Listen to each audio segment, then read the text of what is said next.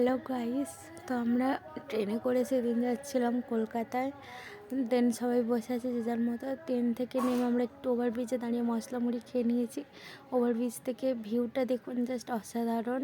সেদিন ওয়েদারটা খুবই ভালো ছিল। তারপর আমরা আমাদের গন্তব্যস্থলে পৌঁছে গিয়ে একটু সবাই সেলফি তুলছি, মনটা খুবই খুশি। তো ওর মতো ফোন ঘাটছিল।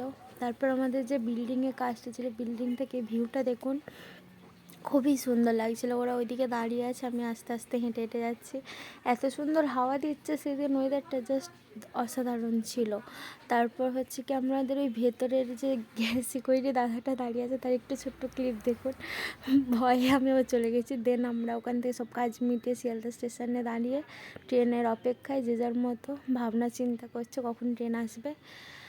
তো আমরা ওখান থেকে আবার ওভারব্রিজে উঠেছি।